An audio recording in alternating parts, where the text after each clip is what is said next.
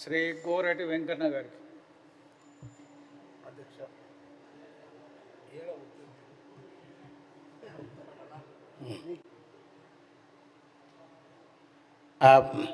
ధన్యవాదాలు సార్. పెద్దయినా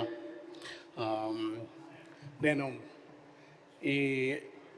వీళ్ళు పేర్కొన్న అంబేద్కర్, ఎందుకంటే బడ్జెట్ అనేది ఒక అంకెలు సంఖ్యలే కాదు, అదొక నైతిక కోణం ఉండాలన్నాడు అంబేద్కర్ గారు. నైతిక కోణం కాకుండా ఇంకో మాట చెప్పినాడు ఆయన. ప్రజాస్వామ్య రాజ్యాంగ లక్ష్యాలైన ప్రజాస్వామ్యం, సమానత్వం, ప్రగతి, ఈ మూడింటి సమన్వయంతో సంపద సృష్టికర్తలు ఎవరైతే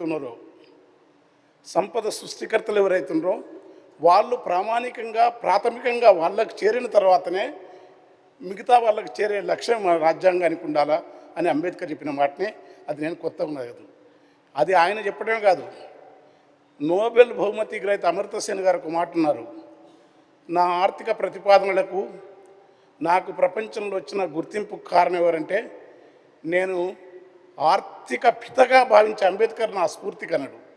ఆ మాటకు వచ్చినప్పుడు వీళ్ళు ఈ సంవత్సరం పెట్టిన 3,24,324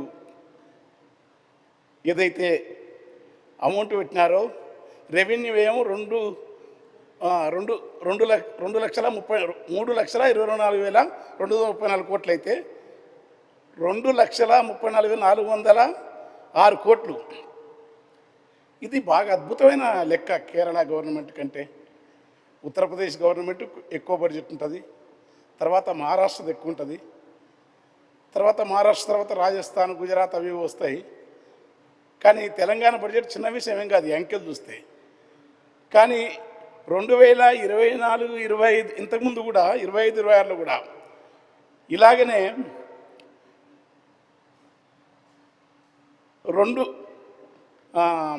చెప్తాం 2,25,026 పెట్టి 1,38,270 కోట్లు మాత్రమే రెవెన్యూ ఏం చేసినారు. 60% మాత్రమే ఖర్చు చేసినారు, 40% చేయలే. 6 గ్యారంటీల లేకనే ఇవి కూడా పేపర్ల మీద ఉండడానికి ప్రయత్నం. అంటే కావాలని చేయరు పాలకులు ఎవరు, ఎందుకంటే వీళ్ళకు మంచి ఆదర్శాలే. కానీ గతంలో చేసిన దాన్ని ఒప్పుకుంటే ఈ అభివృద్ధికి తెలంగాణ రాకముందు ఎంత బడ్జెట్ ఉండే, ఏ స్థాయిలో అభివృద్ధి వచ్చింది, ఎట్లా వస్తు సేవలు పెరిగినాయి, గ్రామీణ ప్రాంతాల్లో ఆర్థిక విధానాలు ఎట్లా మారినాయి, వాటన్నిటిని ఎక్కడ ప్రస్తావిస్తలేరు. కేసీఆర్ గారి పేరు ప్రస్తావించాల్సిన అవసరం లేదు. కానీ గత ప్రభుత్వం వ్యవసాయానికి, సాగునీటి రంగానికి వచ్చిన ఈ అభివృద్ధితోటి ఎంత మార్కెట్ ద్రవ్యోల్బణం అంటే ఇవాళ కేరళలో ఉన్న రేట్ అయితే మంచి రేట్ ఉందో ఆ ఆర్థిక రంగంలో అంత అభివృద్ధి సాధించింది. కానీ అది మాత్రం ఎక్కడ చెప్పరు. ఎందుకు చెప్పారంటే చెప్పాల్సిన అవసరం ఉంది.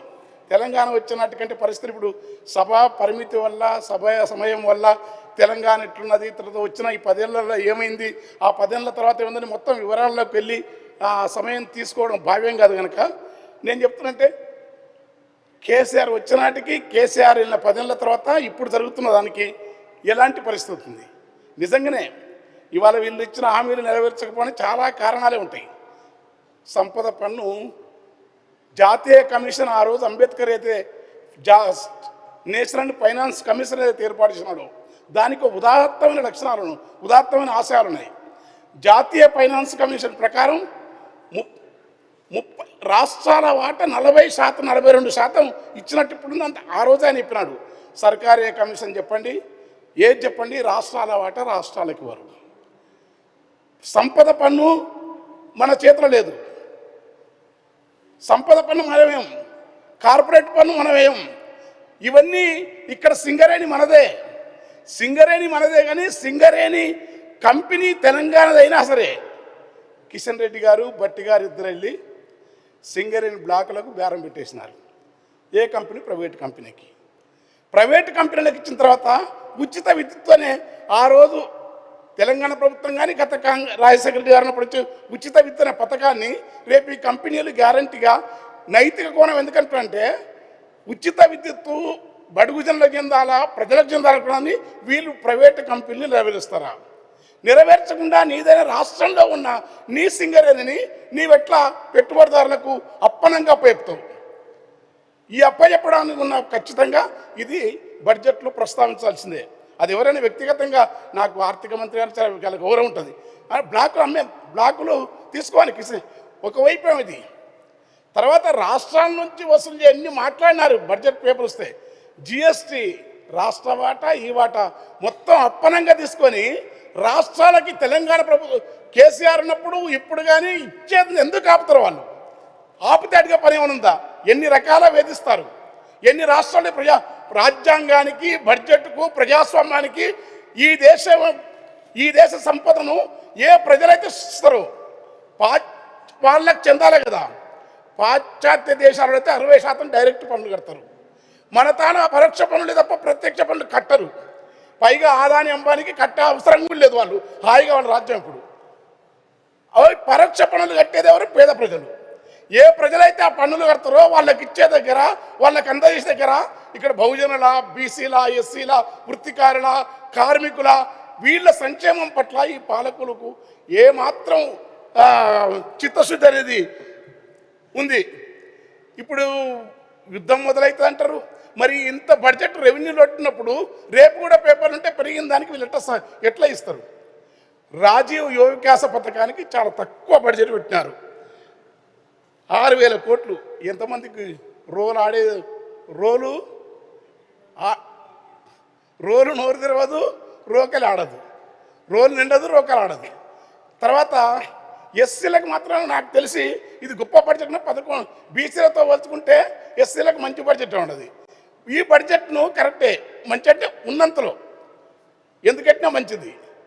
చేవెళ్ళ డిక్లరేషన్లో 3 కార్పొరేషన్లు ఇస్తామని వాళ్ళే ఖర్గే గారు చెప్పినారు. మాలల కోటి, మాదేల కోటి, ఉపకులాల కోటి. ఈ హామీని ఎందుకు వీళ్ళు నివర్తిస్తున్నారు? బడ్జెట్ పెట్టేసి మళ్ళీ ఈ కోటకు ఎక్కువ వచ్చింది, ఆ కోటకు వచ్చి ఇప్పటికే అయినట్టే. ఖచ్చితంగా 3 కార్పొరేషన్లు కనుక ఏమన్నా జెన్యూన్ అనిపిస్తే మీరు చెప్పింది అది న్యాయం కూడా. ఎందుకంటే అన్నీ ఎవరి కాళ్ళు విభేదమైన ఒక ఆదివాసులు ఇప్పటికే బాధపడతా ఉన్నారు. ట్రైబల్స్ కూడా 12 ఇచ్చినారు, తక్కువ 7 లక్షలు 7-8 వాళ్ళనప్పుడు ఆదివాసులు గదబ, జాతాపులు ఖమ్మం జిల్లాలో ఉంటారు, గోండు, కోలాం, తోటి, ఆత్రం, మేస్త్రం, చెంచు, కోయ ట్రైబల్స్లో కూడా ఈ విభేదం ఉంది. వాళ్లకు సంబంధించి ఏ కమ్యూనిటీ కార్పొరేషన్ లేదా పూర్తి ఇండిజినస్ ఉండి ట్రైబల్స్ అంటే అడవిని ఆధారం చేసుకున్న ట్రైబల్స్కు బయట సపరేట్ కార్పొరేషన్ వాళ్ళకి అవసరం ఉంది. అదొకటి ఇవాళ దళితుల్లో కార్పొరేషన్లు ఖచ్చితంగా ఈ 3 కార్పొరేషన్లు వాళ్ళు ఇచ్చిన హామీని నెరవేర్చాలి. తర్వాత ఉద్యోగాలని వీళ్ళు ఏవైతే చెప్తుండ్రో అవన్నీ గత ప్రభుత్వంలో ఇచ్చిన నోటిఫికేషన్లు ఆగి ఎక్కువ శాతం వాళ్ళు అవే దాన్ని తిరిగి ఇచ్చినారు. వాళ్ళు నోటిఫికేషన్లు వేసినారు, వాళ్ళు కొన్ని ఇంటర్వ్యూలు చేసినారు, కొన్ని తీసినారు కనుక. తర్వాత వంటశాలల ఆధునీకరణ కాదు. పాలమూరు యూనివర్సిటీ, ఉస్మానియా 2 సంవత్సరాల నుంచి మెస్ పిల్లలు వస్తున్నాయి పిల్లలకు. సంపన్నుల పిల్లలకంతా బెడ్స్ పిలాని, టాటా ఇన్స్టిట్యూట్లు, అమెరికా. ఇప్పుడు కింది వర్గాలన్న బీసీ కులాన్ని నేను ప్రస్తావించాలని పేదరికం వల్లనో దైన్యం వల్లనో ఈ దేశంలో ఉన్న సామాజిక అసమత్వం వల్ల ఆ యూనివర్సిటీలో ఉన్న అంత పేద పిల్లలు 2 సంవత్సరాల నుంచి వాళ్ళకి మెస్ పిల్లలు వస్తలేవు.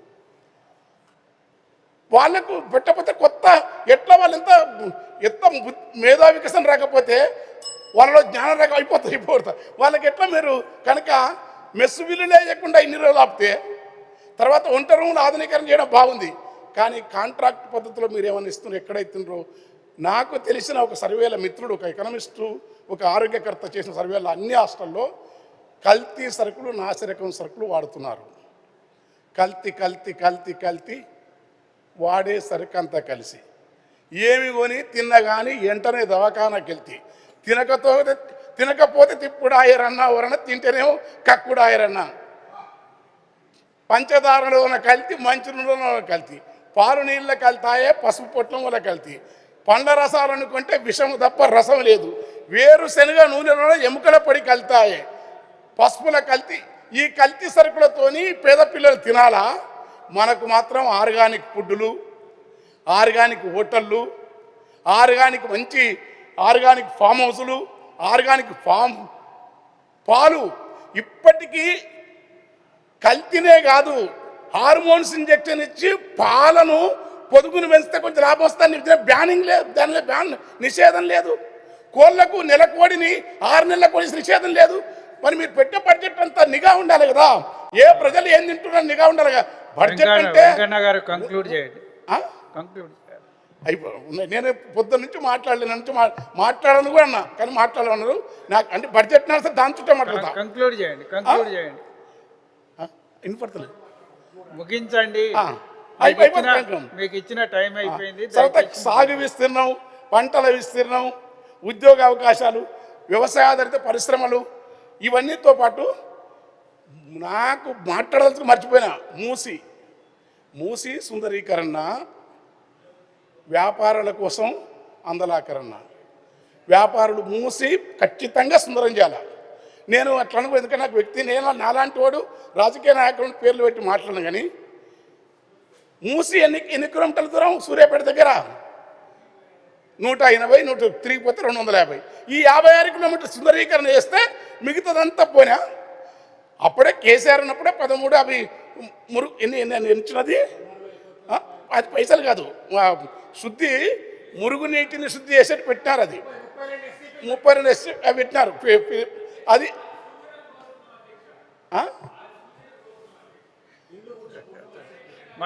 కంక్లూడ్ చేయండి. పేదవాళ్ళ ఇల్లు కూలిస్తే, ఎందుకంటే మీ లక్ష్యం, మీకు గాంధీ మహాత్ముడు మీకు మార్గం. గాంధీ అంటే గూడును కూల్చేది గాంధీ ఒప్పుకోడు. ఎక్కడ సబర్మతి ఆశ్రమంలో ఏ ఒక్క మనిషిని కానీ, ఏ ఒక్క మానవ జీవితం గాంధీ చెప్పి మరి మార్గానికి ఇల్లు కూల్చకుండా కాదు. ఇప్పుడు కె. శ్రీనివాస్ అని ప్రసిద్ధ రచయిత, తెలంగాణ ఉద్యమంలో చాలా గొప్ప పాత్రలు వహించిన సాహితీకారుడు ఆయన ఇల్లు పోతుంది. గంటా చక్రపాణి విశ్వవిద్యాలయంలో ఆయన సొంత ఇల్లు పోతుంది. తులసి చంద్ ఇల్లు పోతుంది. ఆడనే గాంధీ. ఇప్పుడు ఇల్లు కూల్చే పనొద్దు, మూసిని బాగా చేస్తుంటండి.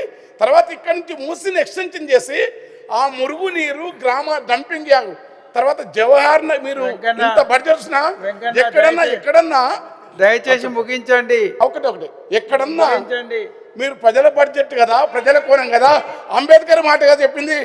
జవహర్ నగర్ లాంటి ప్రాంతంలో ఏం వాసన అది, నిన్న ఏడ్చుకుంటూ చెప్తుండ్రు. మేము మురుగు వాసనకు కూర కంపు కొడుతున్నాయి. వెంకన్న ఒక్కసారైనా మీరు పోయినారా? సిపిఎం వాళ్ళు ఉద్యమం చేస్తున్నారు చాలా కాలంగా. మీరు ఆ మూసి ఎట్లా ఉండాలా, జవహర్ డంపు యార్డ్ ఉండాలా, అవేవి మార్చకుండా ఇండ్లు కూడా తేమ్స్ నదిలకు చేస్తే చాలా సంతోషం. కానీ నివాసయోగ్యమైన వాళ్ళ గృహాలను వాళ్ళ అనుమతులు ఎక్కువ టైం తీసుకోండి. ఏమవుతుంది? పటాపట్ టేకుమట్టవై కూల్ చేస్తుంటావు. ముగించండి వెంకన్న, ముగించండి దయచేసి. ఇవన్నీ తర్వాత అంబేద్కర్ పేరు పదే ఎత్తారు. గత ప్రభుత్వం అంబేద్కర్ విగ్రహం ఎందుకు పెట్టిందో పెట్టినరు. అది కేసీఆర్ మీరు ఒప్పుకోలేదనుకో. కానీ ఆ విగ్రహాన్ని అంతకంటే అక్కడ ఎన్ని చేయాలా? ఓసారి చీకటి ఉంటుంది, ఓసారి లైట్ ఉండవు, ఓసారి దుమ్ము ఉంటుంది. లాక్ చేయడం ఏంది? జయలలిత ఓటలు పెడితే, అమ్మ ఓటలు పెడితే కరుణానిధి ఆ ఓటలు తీసేస్తున్నాడు. అయిపోయింది. కనుక టైం అయిపోయింది, ముగించండి. నేను అది నా ఉద్దేశం అంటే, ఈ బడ్జెట్ ఏది పెట్టినా సరే అది బడ్జెట్ సృష్టికర్తలకు మౌలికంగా వాళ్ళ ప్రయోజనాలు నెరవేర్చాలి. వాళ్ళ ప్రయోజనాలు కాకుండా వ్యాపారుల ప్రయోజనాలు, సంపన్నుల ప్రయోజనాలు నెరవేర్చే క్రమం దేశంలో మిగతా రాష్ట్రాల్లో ఇక్కడ కూడా జరుగుతూ ఉంది. అది చాలా దౌర్భాగ్యమైన విషయం. తెలుగు నేల కానీ తర్వాత అమరావతిలో వ్యాపారాలు బాగా జరగాలి, రిలేషన్ అంటే ఇల్లు కూడా ఒకటి క్రమం ఒకటి మొదలైంది, గుర్తుపెట్టుకోండి. ఇల్లు కూడా ఒకటి. అందుకని నేను కనుక ఇంకా పాట కంక్లూడ్ చేయండి నెక్స్ట్. కనుక మీరు మీ బడ్జెట్లో నేను మిగతా వాళ్ళ లెక్క అన్నీ బాగాలేవని నేను అన్నాను. నాకు ఎందుకంటే నేను ఒక కవిని, సెన్సిటివ్ మనిషిని. బడ్జెట్లో మంచి విషయాలను చెప్తాం. అదే సందర్భంగా మీరు కొట్లాడండి. ఎక్కడి జిఎస్టీ ఎంత వసూలు చేసుకోపోతారు, స్టేట్ వాటింది. కంక్లూడ్ చేయండి. కనుక ఫ్యూచర్ అయిపోయింది లాస్ట్. ఆ 5 minutes ఫార్మాసిటీ ఎక్కువ మాట్లాడినారు. ఆ దయచేసి ఫార్మాసిటీ ఆ ఫార్మాసిటీ వరద నీళ్లు, ఆ కంపెనీల మురుగు నీళ్లు, అద్భుతమైన ఈ ముచ్చుకుందా నది, అక్కడిక్కడ ఆ నది పుట్టిన వికారాబాద్ కొండల్లో అనంత పద్మనాయకుడి దివ్యమైన మహత్తరమైన నదీ ప్రాంతం, ఆ తేటనైన స్వచ్ఛమైన ఆ నది, ఆ మూసీ నదిని ఈ ప్రవాహాన్ని ఆపండి, సుందరం చేయండి, కానీ ఇండ్లు మాత్రం గుల్చకండి. తర్వాత కార్మిక సంక్షేమానికి మాత్రం చాలా తక్కువ. ఒక్కటి ఈ లాస్ట్ మాట చెప్తా, సెంట్రల్ గవర్నమెంటు కనీస వేతన చట్టం అమలు చేయాలంటాడు ప్రధాని గారు. నేను ఆశ్చర్యపోయినా, అబ్బా ఎంత ఉందనుకున్నాను. కనీస వేతనం ఏంటంట 176 రూపాయల కంటే తక్కువ ఉండదు అంటాడు. 176 రూపాయల కనీస వేతన చట్టం ఉండద్దని కేంద్ర ప్రభుత్వం చెప్తే, కేసీఆర్ ఉన్న కాలంలో 500-600 రోజు కూలి ఉంది, గుర్తుపెట్టుకోండి. తర్వాత కార్మికుల సంక్షేమం పట్ల, కార్మికుల హక్కుల పట్ల, కార్మికులు పనిచేసే దాని పట్ల ఇతర రాష్ట్రాల వారు యాజమాన్యపు వర్గాల మీద ఏ నియంత్రణ లేదు. స్థానికులకే దయచేసి కూర్చోండి, దయచేసి కూర్చోండి. శ్రీ అంజిరెడ్డి గారు.